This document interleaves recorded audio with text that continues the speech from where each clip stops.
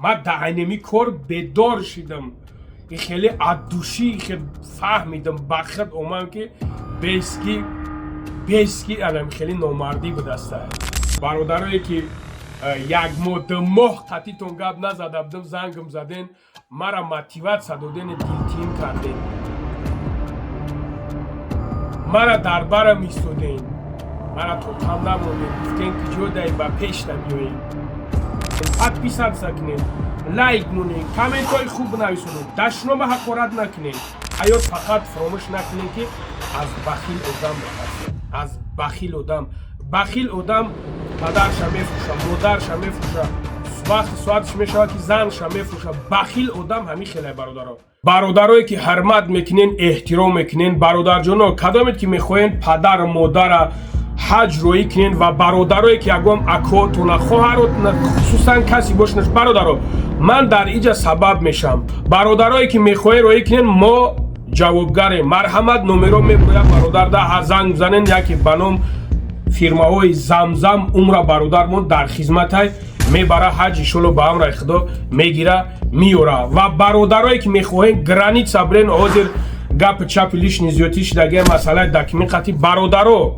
گوش کنین پروردگار خودش از یگم چیز نترسین الله خودش برادر عزیز زنگ بزنین میرین ایشالو با امر خدا ساق و سلامت میین یگم ایده زخی نکنین همش خوب است رزق ما در دست پروردگار است در دست هیچ کنیست دیگر السلام علیکم برادر عزیز امیدوارم که خوب هستین ساق سلامت هستین برادر عزیز چخیلین سوزکین خوبکین سلامتی و همه خوبه تینجای پدر مادر خونگی و خداوند سوز باشین تین باشین برادر عزیز زنده باشین خوش به حالتون و برادرایی که مرا فهمیدین برادرایی که دعا کردین در حقم برادرایی که کامنت های خوب نویسوندین الهی مهربان ای فرزندتون ای پدر مادرتون برکت بیابین نواری مرا گوش کنین برادرها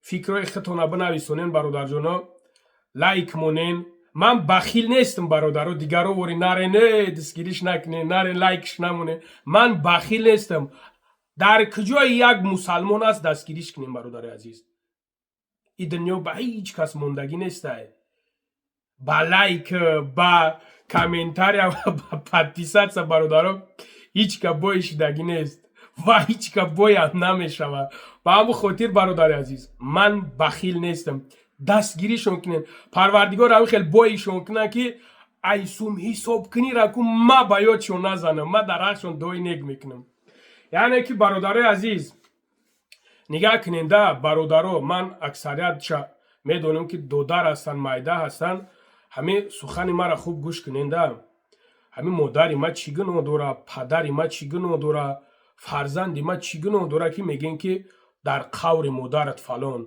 آیا تو مادر نداری برادر عزیز میگوی در قور پدرت فلان گلک گوارگیت فلان آیا میگوی که در کفن و چت فلان کنی برادر عزیز اینمی لباسی که در تنه ما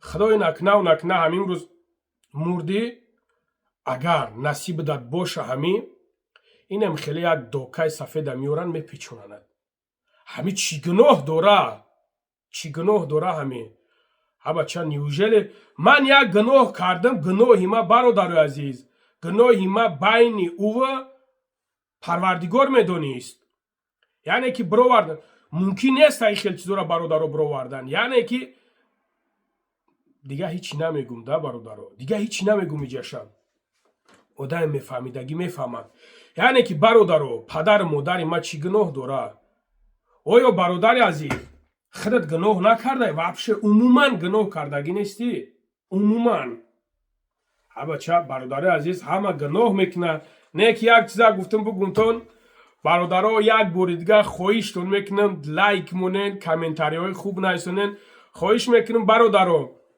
من الحمدلله میگم که این یک سنجش پروردگار بود که مرا سنجشم کرد که من چیکار میکنم من هیچ کار نکردم من فقط استغفرالله توبه و ندامت پیش الله خود کردم یعنی که نگاه کردم این بر ما او بر ما نگاه کردم یگم یار رفیق دوست ما ندیدم الحمدلله که برای یک کار کوچکی که الله مهربان الله رب العزت مرا سنجش نگرفتم نه که من یگام تاشا ندیدم. الله شاهد است برادرو در کار کلیاکو من در همین خیلی سنجش بدم. در یک چند مسئله دیگه همین خیلی سنجش دادم. در یگام توش کو من بدور نشیدم نه که در امیکو بدور شیدم.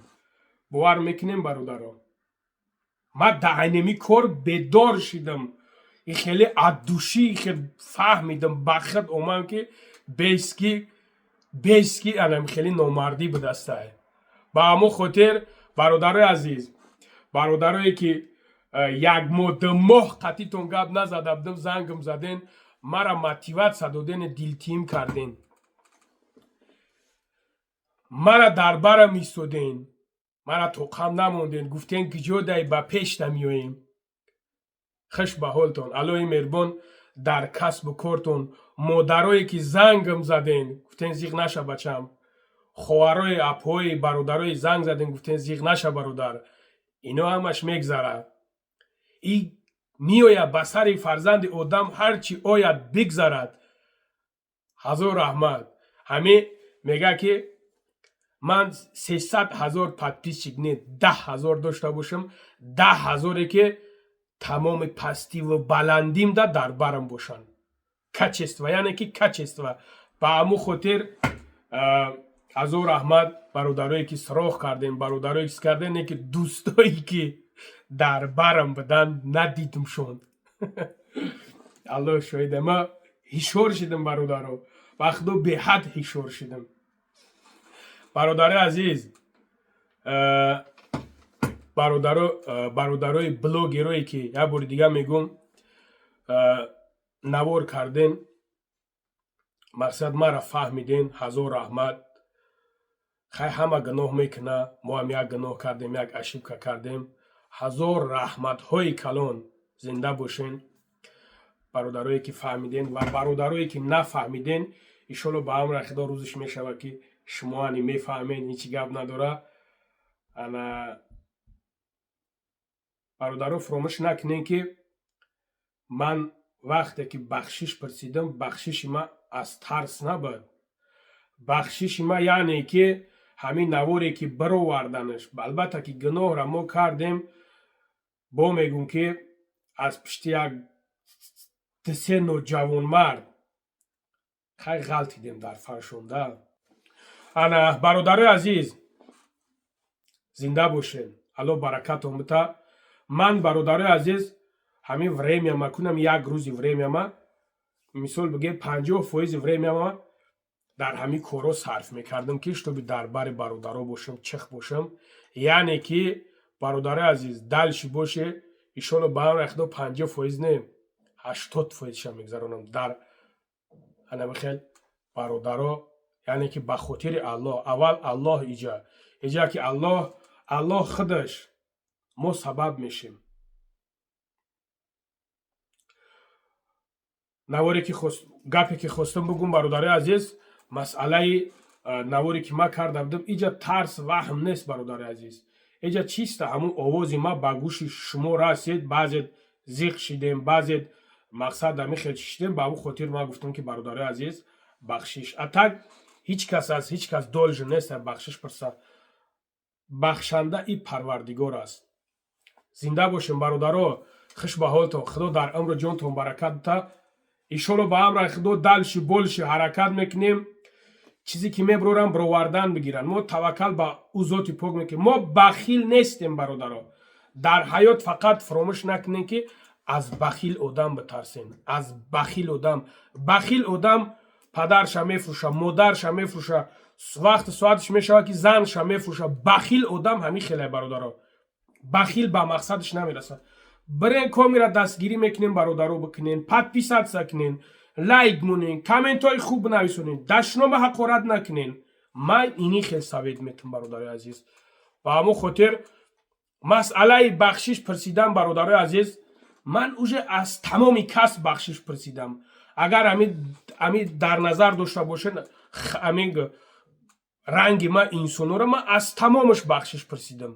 дигар шарт нест ки ман дар инҷа бубурам дар уҷа бубурам ман ягом клоун нестам ки бародаро исо бубуранам усо бубуранам ба ҳамун хотир бародари азиз бахшиши маро қабул карде хитом карде накардем аллоҳи раббулиззат мара бибахша иншоалло ки ман дигар ягон гап гуфтанӣ нестам худо ҳофиз худо нигаҳбонтон бошад саломат бошед